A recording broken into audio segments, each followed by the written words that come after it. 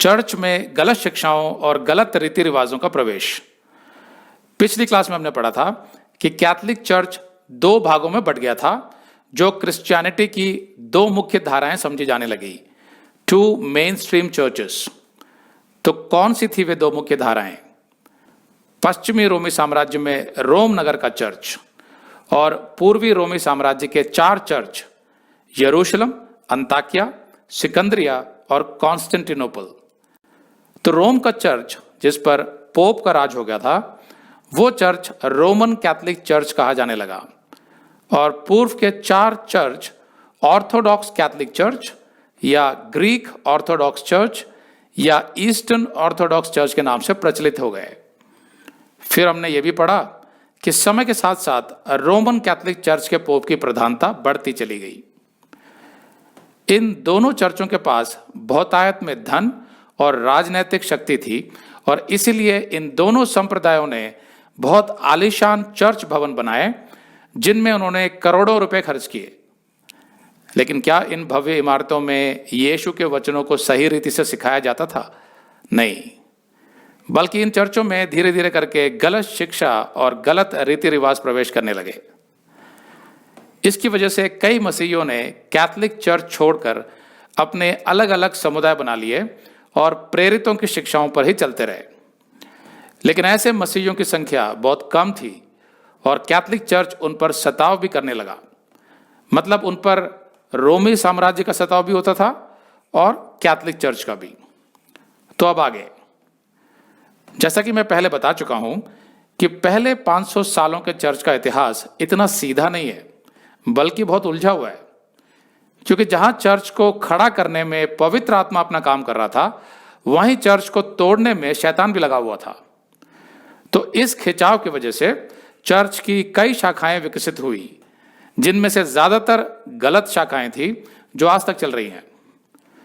Church की शुरुआत तो बहुत सुंदर थी, जब पिंतेकुस्त के दिन पवित्र आत्मा उतरा था और चर्च का उद्घाटन हुआ था। उसके बाद से ही चर्च बाहरी और अंदरूनी तौर पर तेजी से बढ़ने लगा।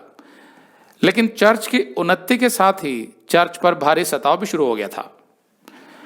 लेकिन पहले 300 सालों में रोमी साम्राज्य के भारी सताव के बावजूद भी चर्च आत्मिक तौर पर मजबूत होता गया, उन्नति करता गया।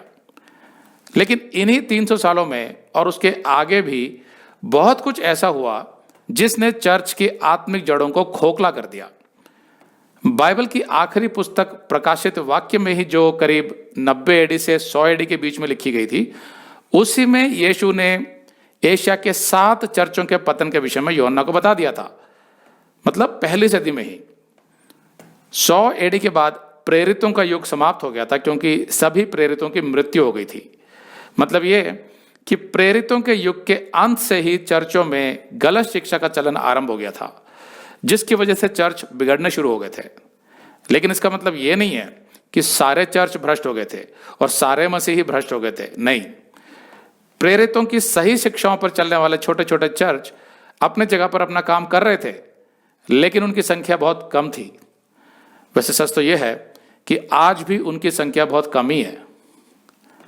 फिर जब रोमन कैथोलिक चर्च आया तो उसमें गलत शिक्षाओं, गलत परंपराओं, गलत रीति रिवाजों और गलत धर्म संस्कारों का चलन बहुत बढ़ गया, जो बाइबल के सिद्धांतों के बिल्कुल विरुद्ध था।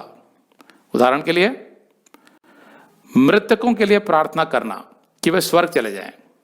फिर पर्गेटरी अर्थात पाप शुद्धि का स्थान, जहां कैथोलिक चर्च के आधार पर मृत लोगों की आत्माओं को शुद्ध किया जाता है ताकि वे स्वर्ग जा सके।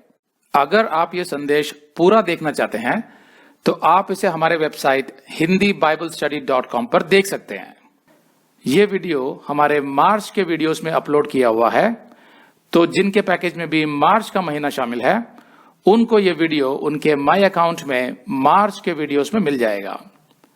अगर आप हमारे वीडियो फोन पर देख रहे हैं तो अच्छी स्पीड के लिए कृपया गूगल क्रोम या मोजिला फायरफॉक्स ब्राउजर इस्तेमाल करें। तो इनको डाउनलोड करने के लिए आप प्ले स्टोर में जाएं और ऊपर गूगल क्रोम टाइप करें। फिर आप गूगल क्रोम ब्राउजर पर क्लिक करें और उसे इंस्टॉल करें। ये एकदम फ्री है। इसी तरह आप मोजिला फायरफॉक्स टाइप करें, फिर आप मोजिला फायरफॉक्स ब्राउजर पर क्लिक करें और उसे इंस्टॉल करें। यह भी एकदम फ्री है। इसके बाद आप गूगल क्रोम ब्राउजर को क्लिक करके उसे खोलें और उसमें hindibiblesteady.com टाइप करें। मतलब पूरा hindibiblesteady.com एक साथ बिना किसी गैप के।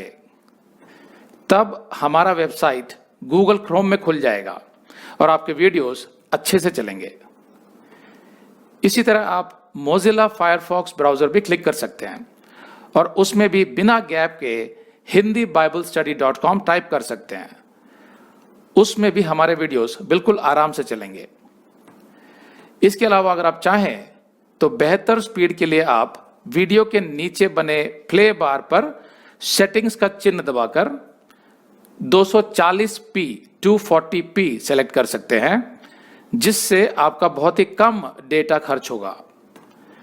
240 सेलेक्ट करने के बाद आप वीडियो के बाहर कहीं भी क्लिक कर दीजिए, फिर वीडियो को पीछे ले जाकर शुरू से देखिए। अगर आप हमारे वेबसाइट के विषय में जानकारी हासिल करना चाहते हैं तो आप YouTube पर हमारा संदेश देख सकते हैं, जिसका शीर्षक है एक विशेष सूचना, हमारे मिनिस्ट्री का अगला चरण, second phase of our ministry. उसका लिंक इस वीडियो के नीचे दिया हुआ है।